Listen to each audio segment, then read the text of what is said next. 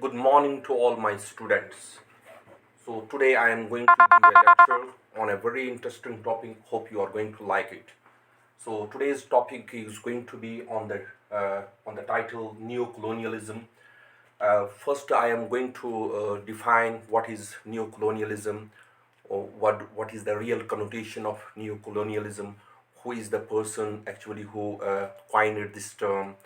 Then we are also going to see what are the implications and consequences and the repercussions of neocolonialism.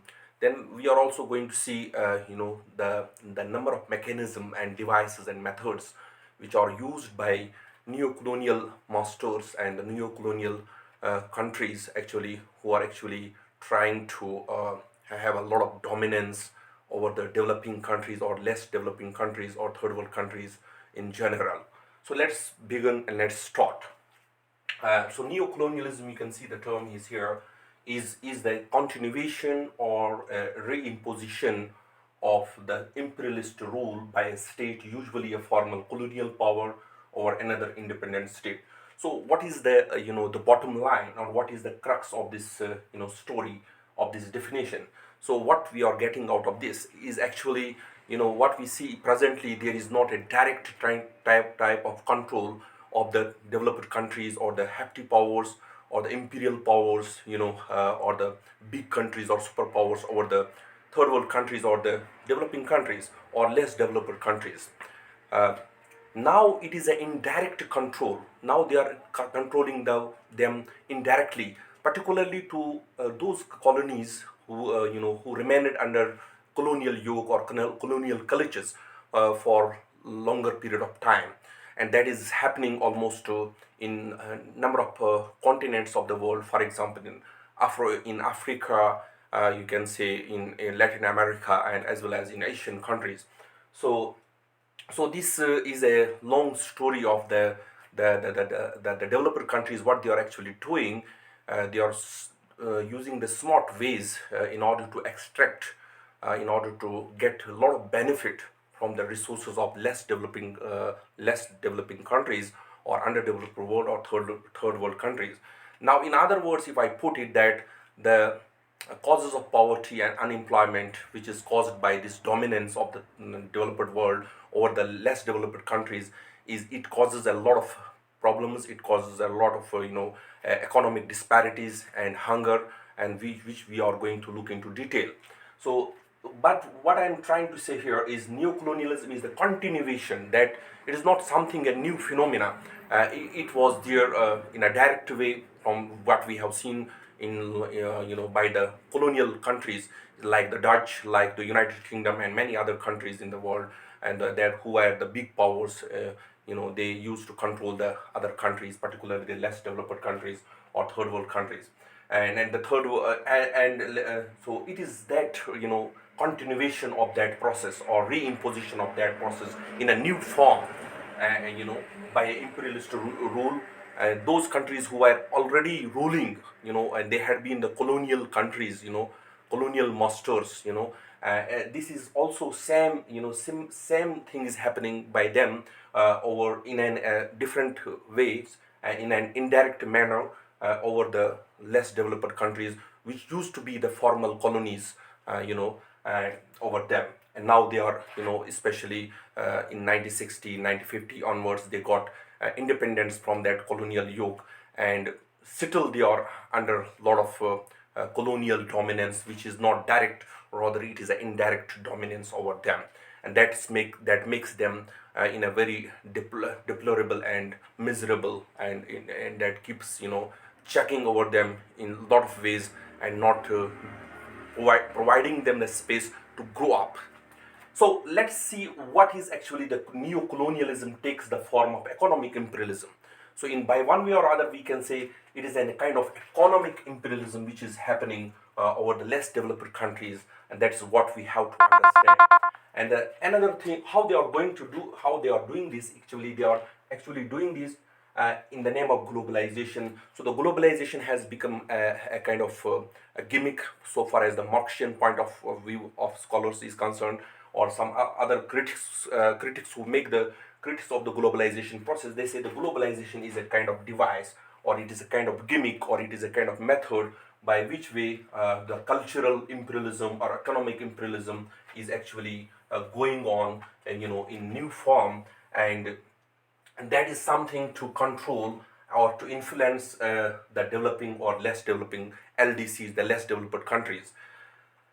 Okay, now we have to see who was the philosopher, or who was the person, or who was the man behind the origin of this term, which we call neocolonialism. Actually, it was the French philosopher.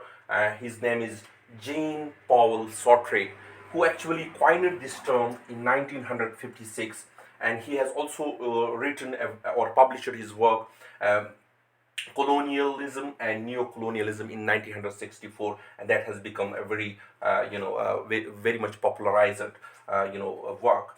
Then also further, consequently, we have seen number of scholars, but for the first time, what we have seen, that Kwame Nkrumah, who was the former president of the Ghana.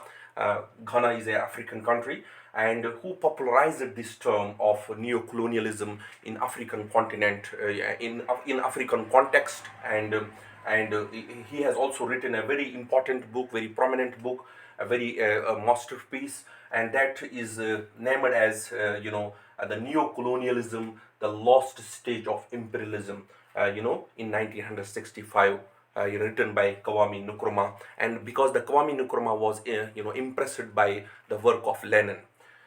So Noam Chomsky has also written something related, a book, The Washington Connection and the Third World Fascism, in 1979. Now we are going to look at briefly what are actually the implications and the implications and consequences of neo-colonialism. I think I have to discuss it later.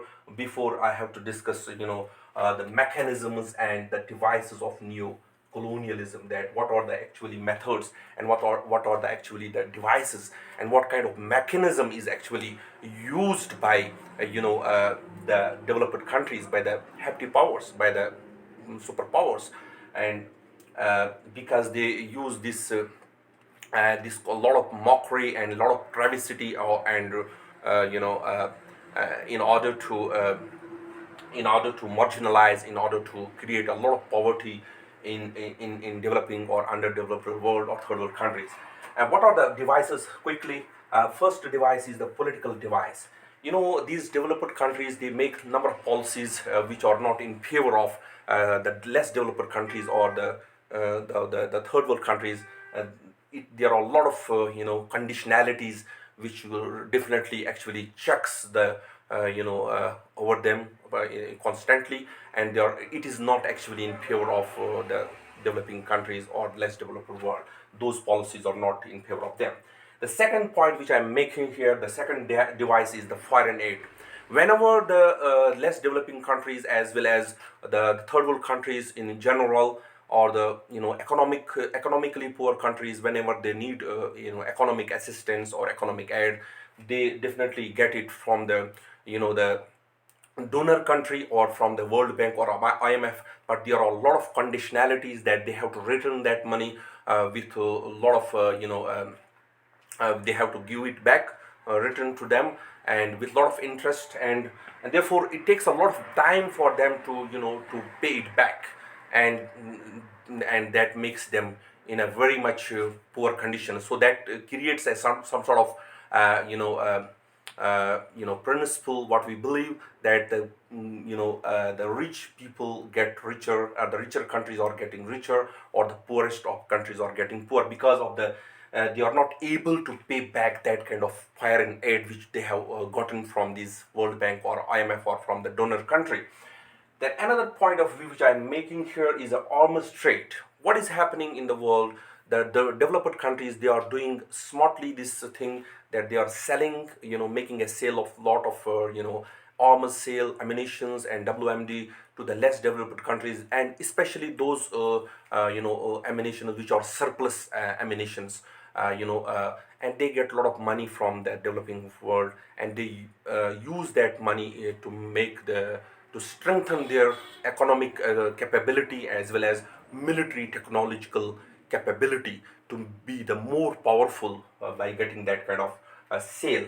And then there we can say also in developing countries another phenomena, or less developed world, another phenomena is going on, another process is going on to make the economic disparity possible there, to extract a lot of resources, lot of huge resources from this country. And what is that mechanism is the multinational corporations, which we call it MNCs. So multinational corporation is also a kind of device to create to extract a lot of resources, to extract huge resources which these less developed countries, or the economically poor countries, or poor countries which are there, particularly in Latin America, in Africa, in Asia. So the developed world, they are establishing big companies, big corporations for the purpose to extract huge resources from these countries.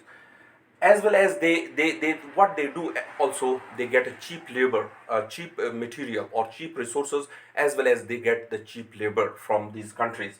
And that creates more poverty. The another point is treaties and agreements. So we have seen a lot of treaties and agreements between the developed countries and the less developed countries, and there is always a benefit of the developed ones, because the treaties are made in such a manner that actually they are discriminatory. And we have seen a lot of treaties in international politics which have been signed between the developed countries, with less developed countries, and there have been a lot of conditionalities. And they, for example, CTBT, NPT, and many other treaties, they were always treated as kind of discriminatory in nature, seen by the developing countries or the less developed countries. uh, the transfer of the technology. So this transfer, as you all might be knowing that since the developing countries, they don't have a lot of technology, they receive this lot of technology from the developed world, and therefore they have to pay a lot of billions of dollars for to the developed world to get this technology accessible, to purchase this technology and to use it in their own countries. And because they need a bulk of money, billions of dollars, millions of dollars, to purchase that technology. Then also through technological means also, these developed countries are also creating economic disparities. They are controlling the developing countries or third world countries by using the device of transfer of technology.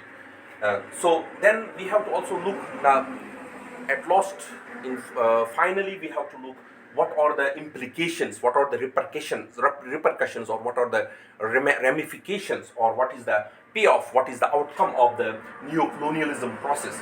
What are the consequences and what are the implications we are going to look at. First thing is the distorted development, and we can say unemployment. Because of the neocolonialism, we can see a lot of hunger, a lot of unemployment, poverty, economic disparities, unsustainable development, because this capital dominance has been always unsustainable. It creates an unsustainable development of the tiny ones, the development of the chosen few countries. Then also the decline of the per capita income, it also is caused by the neocolonialism. Then at last, it also creates hunger, and there can be other maybe implications, but these are the major ones. And I think then later on, what has been done by the Asian, African, and Latin American countries, they were in search of new economic order, and to come out from this neo-colonialism process, which has been always a dangerous phenomena for them. So I think I have summarized my lecture, which was on neo-colonialism, and I think it is good luck to all of my students, because the exams are going to happen very soon. And I think this neo-colonialism, what I have given definition and other things, causes and implications, consequences of neo-colonialism, and also I have discussed mechanism and devices of neo-colonialism. And I hope I have made a sense, so far as my lecture is concerned on neocolonialism. See you next time with my next lecture. Stay blessed, take care of yourself, be happy, and keep smiling. Take care.